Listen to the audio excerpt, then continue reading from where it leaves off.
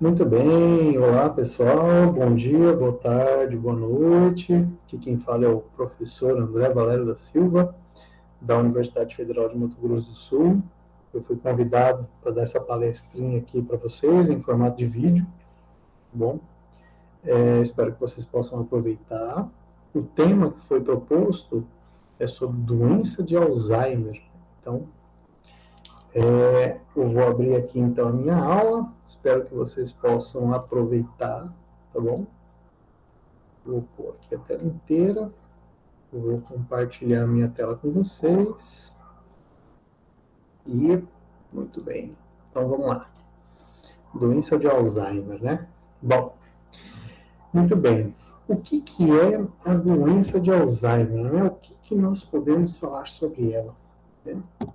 Muito bem. Nós vamos fazer o seguinte caminho, né? Vamos comentar um pouquinho sobre o seu histórico, a sua definição e epidemiologia. Quando que nós temos que suspeitar sobre a doença de Alzheimer? Será que tem? Será que não tem? Será que um esquecimento leve significa que tem Alzheimer? Será que o Alzheimer começa de forma repentina? Será que existem alguns sinais que eu consigo perceber que essa doença está acontecendo comigo? Né? Quando que eu devo suspeitar que eu tenho Alzheimer? Né? Nós vamos comentar também sobre um tema que fala que é uma doença que ela é progressiva, né? Então ela começa com pequenos sintomas, mas ela segue avante. E como que deve se lidar com a doença, né? O que nós temos de tratamento hoje em dia e, principalmente, o que são chamados de fatores protetores para que você tenha, de certa forma, tentar se proteger de ter essa doença, tá bom? Muito bem. E no final vai ter um joguinho de perguntas e respostas aí. Espero que vocês possam gostar, tá bom? Muito bem.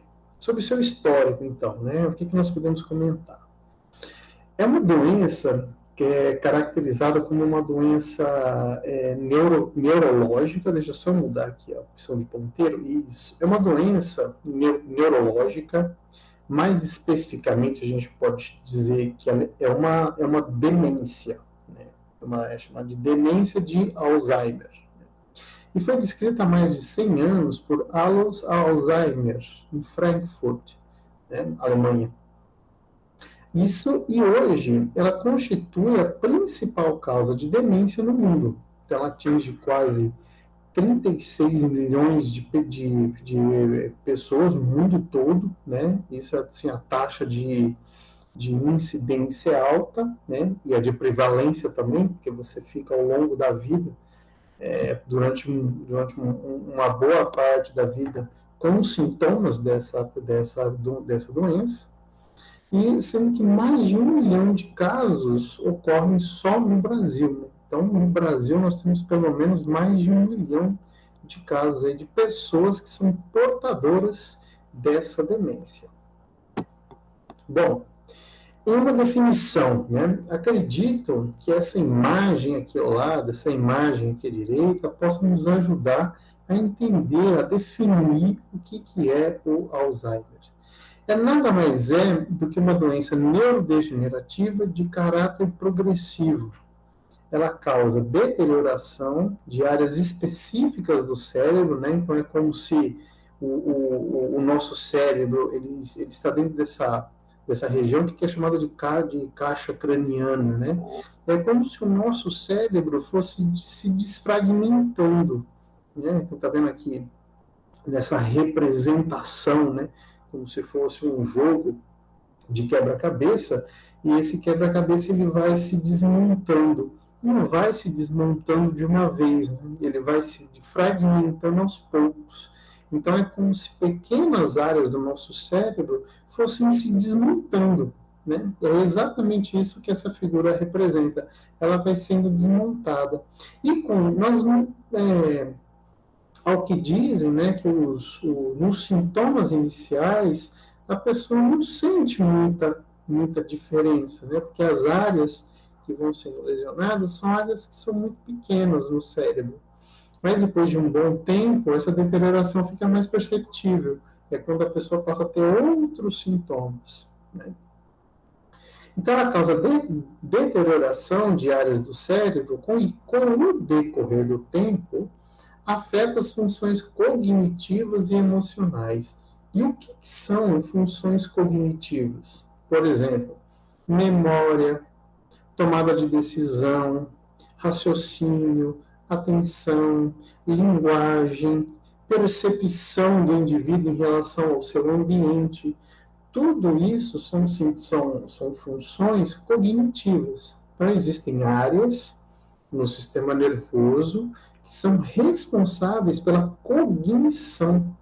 E a cognição ele é um ponto-chave. São áreas onde chegam grande parte das informações sensitivas. Então, essas áreas recebem, por exemplo, informação visual, né? Informação do seu paladar, informação tátil, informação auditiva. E essas áreas de cognição vão utilizar todas essas informações para gerar algo muito importante, que é o planejamento, o raciocínio, a decisão, a atenção. E justamente essas áreas, elas são muito afetadas pelo Alzheimer. Por isso que em pessoas que estão com quadro sintomatológico há muitos anos, vê-se que ela perdeu grande parte dessas funções cognitivas.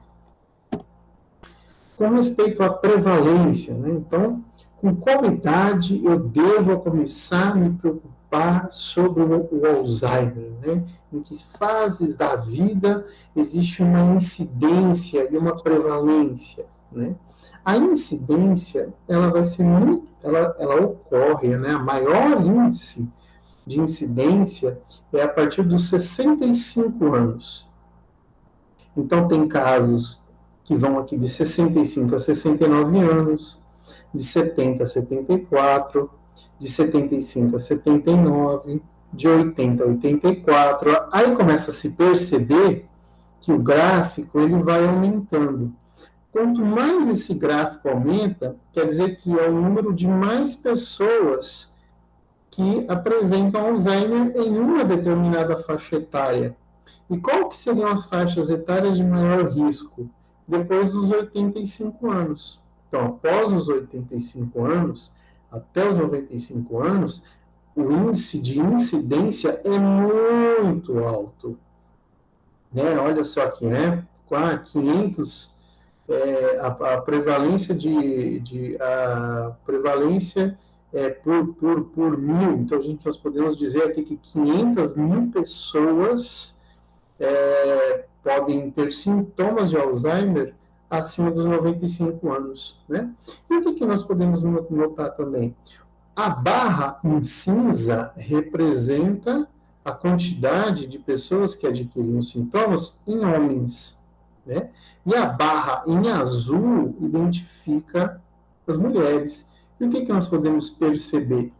Que depois dos 80 anos, você tem que o índice em mulheres ele é um pouco mais alto. Não sei se essa diferença aqui ela é muito aparenta ser até relevante, né? Parece que quase 100 mil mulheres a mais do que homens adquirem Alzheimer, né? Depois dos 95 anos, né? Por volta de 65 a 69, até 79 anos, a diferença é muito pequena, mas ela vai ficando maior com o passar do tempo, né? Depois dos 80 anos.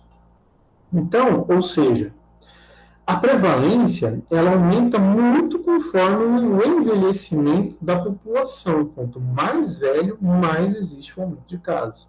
E estudos ainda mostram que a partir dos 65 anos, a taxa de incidência praticamente dobra, né? É isso que a gente consegue ver.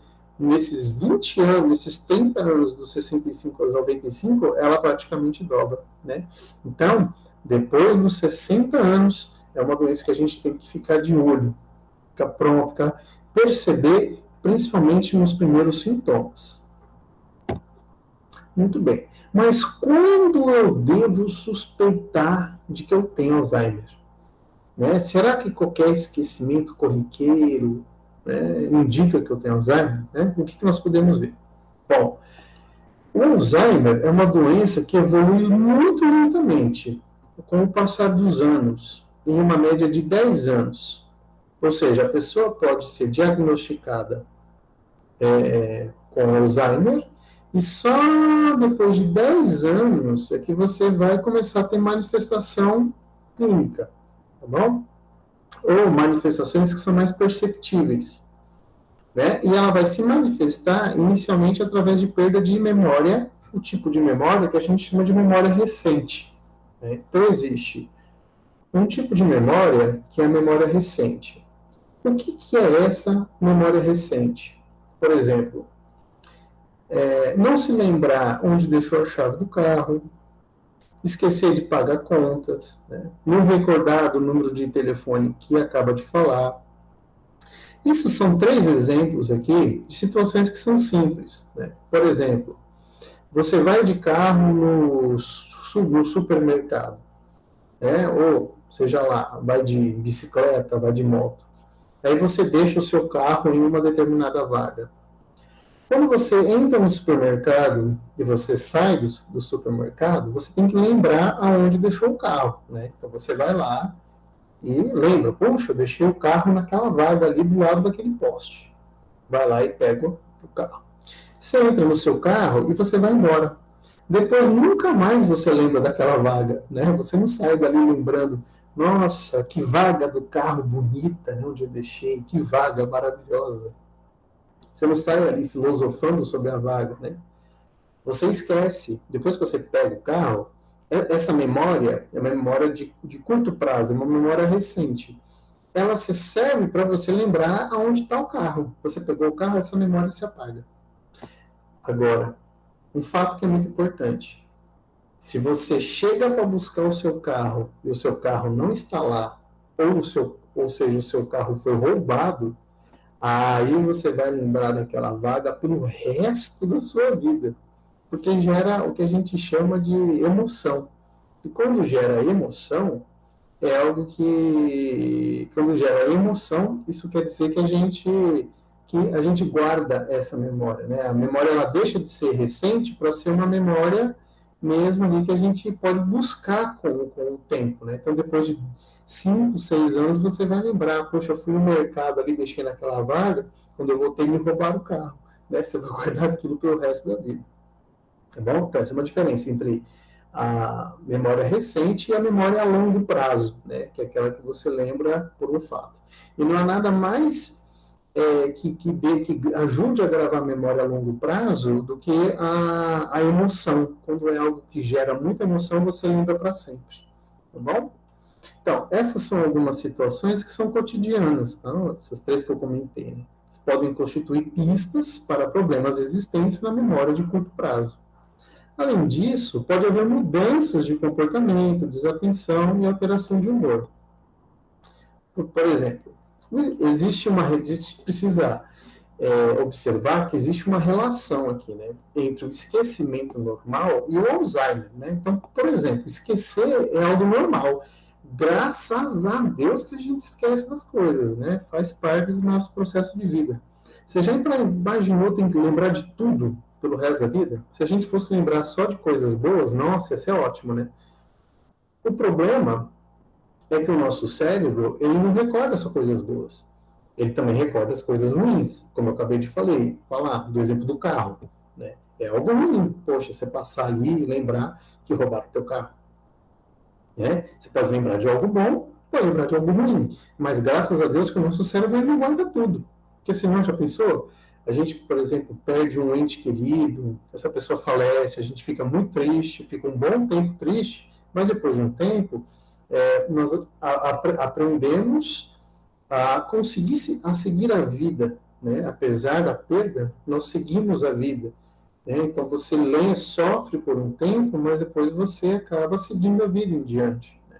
Então ainda bem que você não sofre com isso pelo resto da vida, né? Mas é claro que dependendo das situações, você pode resgatar essas memórias, né? Então, por exemplo, ver uma fotografia, folheia um álbum de fotografia, aí você encontra a foto daquele ente querido que faleceu, então você lembra dos momentos bons, né? dos momentos felizes, ou dos momentos que gerou aquela morte, né? Dos momentos que antecederam aquela morte, né? E resgatar a memória, na grande maioria das vezes, é muito positivo, né?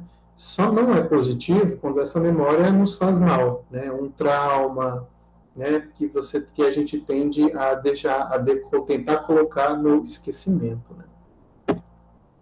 Muito bem, por exemplo, né? Nossa, esqueci a chave do carro em cima da mesa de trabalho, né? Essa aqui é uma frase muito comum até, né? Essa é uma fase que a grande parte das pessoas passam por isso, né? Aqui em casa eu esqueço a chave sempre em cima da cadeira, né? A gente tem até um local para você poder deixar a chave, porque quanto mais organizada for a sua vida, menos você esquece, né? E o bom é que a gente tem que organizar a vida ao máximo, né? Por isso que a agenda é extremamente importante, seja agenda física, seja agenda digital, né? Quanto mais você organiza, menos você esquece, porque a memória é muito falha. Essa aqui é uma frase muito importante, né? Esqueci a chave do carro em cima da mesa de trabalho, né? Mostra o quão fraca é a nossa memória, né? Existe um outro fator que atrapalha muito a memória, que é o fator estresse, né? O fator estresse é outro também. Então, você está num dia muito atribulado, você está num dia que você está muito estressado, seu chefe ficou o dia inteiro falando na sua orelha, você está cansado, houve aborrecimentos, né?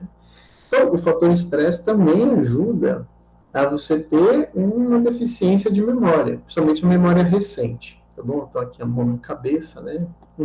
Onde eu fui parar, né?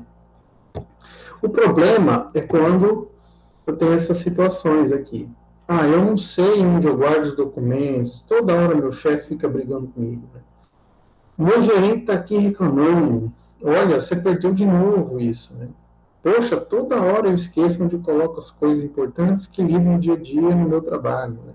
Quando chega ao ponto de que o esquecimento está te atrapalhando a sua vida, está atrapalhando a sua vida pessoal, eu não lembro mais da data de aniversário dos meus filhos, dos meus netos, eu não lembro mais da data do casamento, quando eu me casei, eu não me lembro mais quem foram os meus padrinhos de casamento, eu não consigo me recordar mais dessas coisas. Eu estou em um local e de repente eu esqueço o que eu vim fazer ali, né? Eu entro no banheiro para escovar os dentes, eu esqueço para que eu fui ali no banheiro. Né? Então, quando essas situações de falta de memória estão atrapalhando a sua vida, aí que você tem que levantar o alerta, tem que procurar ajuda, tá bom? E um dos profissionais que pode ajudar é o neurologista cognitivo, que vai justamente ver e pôr em teste a sua cognição, né? Para saber se o seu lado cognitivo está tendo falha. Se estiver tendo falha, é um alerta para o Alzheimer, tá bom? Ou para uma demência. Apesar do Alzheimer ser uma demência muito conhecida, já há mais de 100 anos que nós conhecemos ela, hoje é muito comum falar disso. Mas o que são demências, né? Só para ficar claro, para a gente deixar esse ponto bem claro na cabeça de todos nós. Né? A demência é uma diminuição lenta e progressiva da função mental, que afeta a memória, o pensamento, o juízo e a capacidade de aprender, ou seja, tudo que é cognição. Bom, a demência vai se diferenciar do delírio. Né? O delírio é caracterizado por uma incapacidade de prestar atenção, desorientação, incapacidade de pensar com clareza, flutuação no nível de alerta, né? Aquela pessoa que você conversa com ela está pensando em outra coisa, está com uma atenção completamente fora, está desorientado. Você pergunta assim: que dia é hoje, fulano? Que dia é hoje? Tá delirando, né? É uma terça-feira. Aí a pessoa fala assim: sábado, comi, eu tomei água. Então, não pensa com clareza, flutua no nível de alerta. A demência, ela afeta principalmente a memória. E o delírio afeta principalmente a atenção. Ou seja, são coisas que são distintas. né? A demência vai afetar áreas de cognição, enquanto que o delírio vai afetar áreas que têm a ver com a atenção. A demência normalmente apresenta início gradual e não início definitivo. Olha que interessante, ó. Qualquer tipo de demência, ela é gradual, ou seja, os sintomas, eles não são repentinos, como, por exemplo, o delírio, né? Que é repentino geralmente apresenta um início definitivo. A demência não, como eu comentei, às vezes a pessoa começa a perceber os sintomas de Alzheimer depois de 10 anos que ela já tem a doença. Né? Então você está lá com 70, 80 anos, começa a ter problema de perda de memória, que a memória é o mais conhecido, né? E é o mais aparente também. Mas a pessoa já possui a doença há pelo menos 10 anos. Né? Então, vejo que ela é muito progressiva. Então, ela vem desde pequenos sintomas, né? Alguns pacientes relatam a perda do olfato, que é a capacidade de você sentir o cheiro, perda do paladar, que é a capacidade de sentir o gosto. Depois, com o tempo, uma pequena perda de memória, um pouco de confusão mental, tá? Então, ela é bem gradual, não é de uma vez, tá? Existem outros tipos de demências, como, por exemplo, a demência vascular, né? E a demência dos corpúsculos de Lewy, né? Apesar do nome, né? Ou corpúsculos de Levy também, tá bom? Tanto faz. Né? A demência vascular é justamente a perda de função mental em pessoas depois de sofrerem um acidente vascular encefálico, né? Ou o AVE, ou o famoso derrame, né? Que é muito mais comum a gente utilizar o termo, né? Ah, fulano de tal teve um derrame há 10 anos atrás, né? E hoje ele tá meio, não fala meio que nada com nada, tá meio bobo, meio esquecido. Você fala com ele e não presta atenção, né? Ou tenta falar e não fala, tá meio perdido, entendeu? Então, a demência vascular, geralmente ela ocorre porque você tem destruição do tecido cerebral, né? Então, aqui tem uma representação do cérebro e aqui a representação dos vasos sanguíneos que nutrem o cérebro, né? Então, esses vasos, se eles forem, se você tiver um travamento desse vaso, se o sangue não passar por aqui, o tecido vai deixar de ser nutrido. E o tecido não ser nutrido, as células elas vão morrer, né? Então, essas áreas corticais, elas vão sofrer uma lesão, né? E essa lesão, ela pode ficar focada aqui, né? Ou ela pode você ter pequenos AVCs em outras áreas cerebrais e você ter essa sintomatologia, que a gente chama de demência vascular. Ou seja, a pessoa tem toda a sintomatologia de demência, né? Ela perde as funções cognitivas, que são a dificuldade de aprender, problema de memória, dificuldade de comunicação, tá bom? Um outro tipo de demência, que é a doença dos corpos de Levy. Esses corpos de Levy é como se fosse assim, essas duas imagens aqui, né? Nós temos uma fotografia do cérebro humano, só que é uma fotografia bem próxima dos neurônios, né, que são as células que formam o tecido nervoso. Aí dá para perceber que existem esses emaranhados escuros aqui. Esses emaranhados escuros, eles ficam em volta das células que formam o sistema nervoso, que são os neurônios, e não deixam o neurônio trabalhar. É como se fosse assim. E essa coisa que vai ficando aqui ao redor vai atrapalhando o funcionamento do neurônio. Até que chega um ponto, você vê esses corpúsculos em várias áreas do cérebro, então porque já toma conta. Né? Tá bom? Então, a presença desses corpos de Levy tem esse nome, né, corpúsculo de Levy, porque foi um pesquisador, né, chamado Levy, que deu o nome dele para essa patologia, tá bom? E as manifestações clínicas são ali, né? declínio cognitivo progressivo, alucinações visuais, né? Acha que está vendo alguma coisa e não está vendo nada, que está vendo flashes de luz, né? Flutuação no estado cognitivo, ora está muito bem, ora não consegue entender aquilo que você está falando. E sinais de Parkinson, que é o tremor, tá bom? Muito bem. Agora voltando a falar sobre a demência de Alzheimer, né? Então, sobre ela, nós podemos continuar a partir desse ponto, né? O Alzheimer é uma doença progressiva.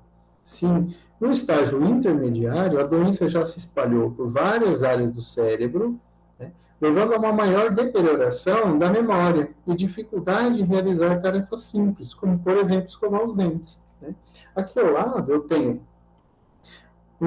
uma imagem de um cérebro normal e esse cérebro cortado no meio. Então é como se você pegasse uma melancia, né, e você cortasse bem no meio, né, é a mesma coisa que foi feito com o cérebro aqui. E aqui ao lado eu tenho um cérebro, só que com Alzheimer, para poder comparar. O que a gente consegue notar? Que existem os sulcos, né, que são essas estruturas aqui, que estão entre essas dobrinhas aqui, essas dobrinhas que vocês estão vendo aqui, ó, essas dobrinhas são chamadas de giros. E entre os giros tem um buraco, né, que são os sulcos, né? Dá para perceber na pessoa que tem Alzheimer, no cérebro com Alzheimer, que o sulco fica muito largo, ó, em comparação com o giro. Então, é como se eu estivesse perdendo célula neuronal. E essa é uma das características da pessoa que é portadora de Alzheimer, né? Você tem uma deterioração dos neurônios do córtex cerebral. Então, tudo isso aqui que vocês estão vendo, ó, é o córtex cerebral. É aquilo que chama de massa cinzenta, né? Então, toda essa massa cinzenta aqui, ó, é o córtex cerebral, né? E você tem a deficiência desses neurônios do córtex cerebral. Então, esses sulcos ficam bem maiores, tá bom? É como se o cérebro, ó, olha, se a gente comparar aqui, ó, um cérebro normal com um cérebro com Alzheimer, dá para perceber que os vacúolos dentro do cérebro da pessoa com Alzheimer, né, esses buracos aqui, eles, no cérebro normal, eles são bem pequenos, mas com a pessoa com Alzheimer, olha como ele fica dilatado, né? Ele fica muito grande, ou seja, falta neurônio para dar sustentação aqui, né? Então, a pessoa está perdendo célula neuronal, e o neurônio é a célula que faz o sistema nervoso funcionar, né? Não só ele. Tem as outras células também que a gente chama de células da glia. Então, você perde parte do tecido neuronal, fazendo com que a pessoa apresente todas essas sintomatologias que nós comentamos, né? Bom, o que mais? Então, você tem um declínio na aprendizagem e de processar pensamentos lógicos. Isso vai afetar o seu julgamento. A pessoa fica com medo, ansiedade, e os delírios começam a surgir, né, resultando em graves efeitos emocionais.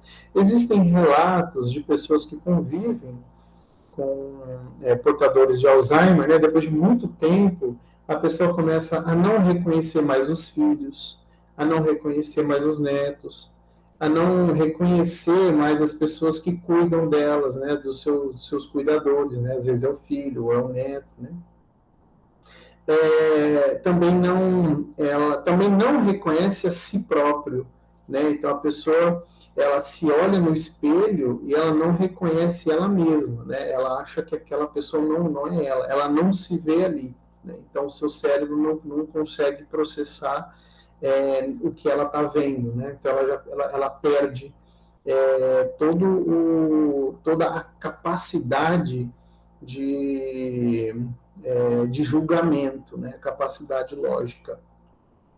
Outra situação também, isso gera situações de ansiedade, situações de delírio. Então, essas pessoas, outrora muito pacíficas, elas se tornam pessoas agressivas, pessoas propensas a agredir até aquele que está cuidando, né? Então, o cuidador tem que ter muita atenção, né? E com o avanço da doença, você tem uma enorme perda de células cerebrais, que eu estava comentando com vocês. Isso daqui é uma representação das células neuronais, né, dos neurônios. Aí você tem na pessoa que tem Alzheimer, esses neurônios, eles ficam doentes, né, como se eles fossem afetados por várias proteínas, como é que eu posso dizer, por situações patológicas bem graves, né? Aqui, como isso aqui chama de placa amiloide, né? Então, todas essas estruturas, elas atrapalham o funcionamento do neurônio, tá bom? E isso daqui é a representação de um cérebro com Alzheimer, né? Muito bem.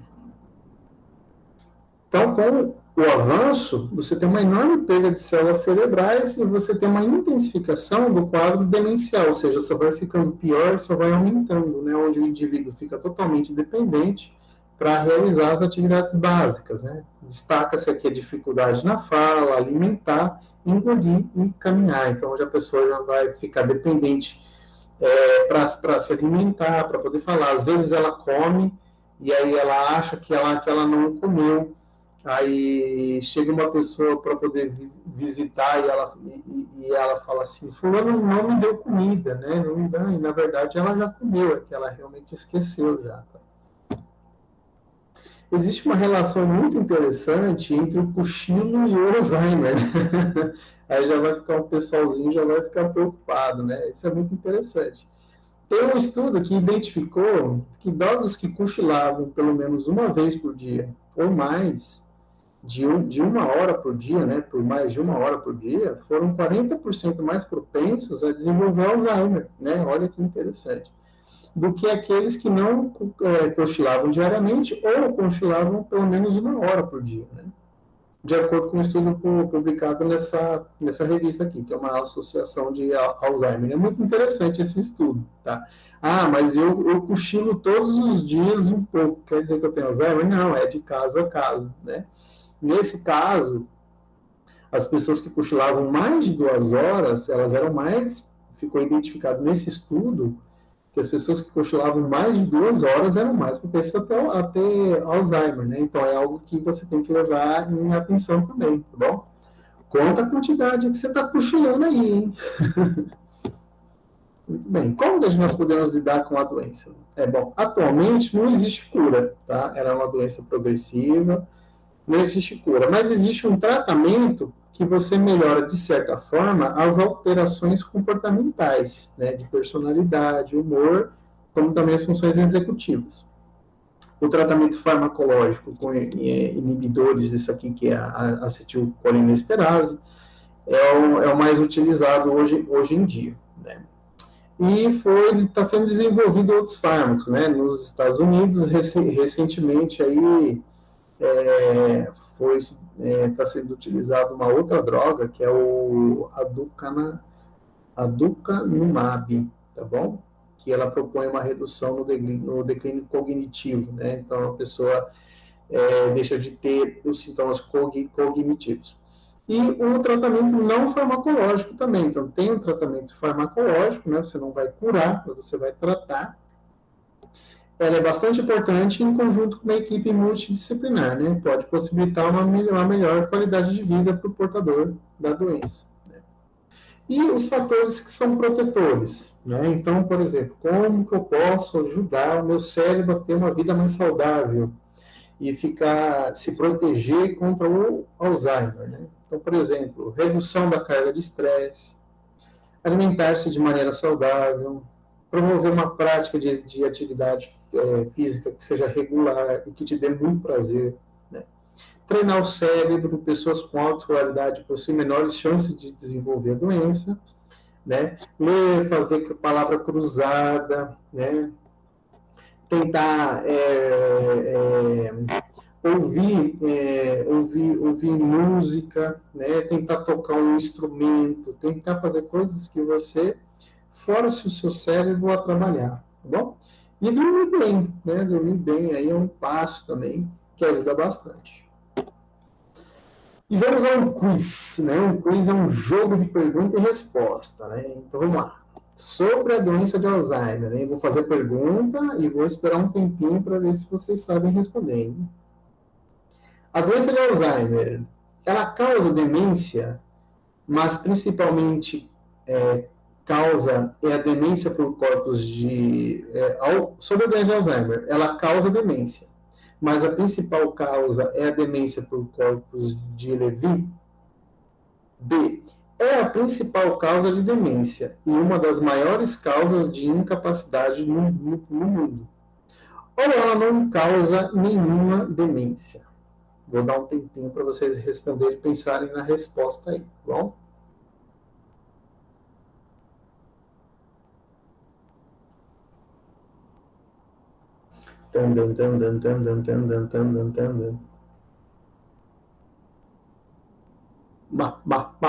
Oi! Qual é a resposta? Vamos lá. É a resposta B. É B. É a principal causa de demência e uma das maiores causas de incapacidade no mundo. Né? A demência por corpos de Levy é uma demência também, mas não é a principal. A principal é o Alzheimer, tá bom? Muito bem. Quantas características clínicas? Vamos lá. Tem 3 alternativas aqui, tá? Na maioria das vezes, a doença tem início súbito, causa perdas de memória. Alternativa B. A doença se desenvolve lentamente, mas o indivíduo sempre terá sintomas brandos. Alternativa C. A doença evolui com o passar dos anos, sendo os primeiros sintomas a perda de memória recente. Bem, vou deixar um tempinho para ver se vocês sabem responder aí.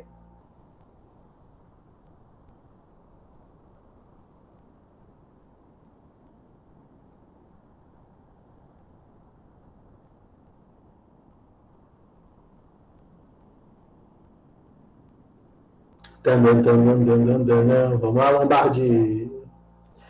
Muito bem, é a alternativa C. Isso aí, ó, a doença evolui com o passar dos anos, sendo um dos primeiros sintomas a perda de memória recente. Muito bem. Sobre o tratamento, 3 alternativas. É uma doença que tem tratamento, o que permite reduzir os sintomas de perda cognitiva. É uma doença que tem tratamento, diminui pouco o curso da doença e não traz melhoras ao paciente. É incurável e intratável.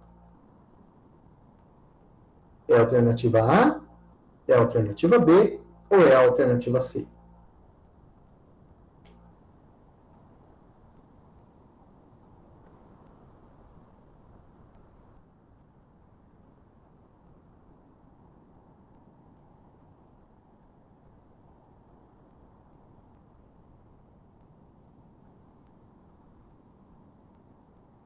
E aí, pessoal?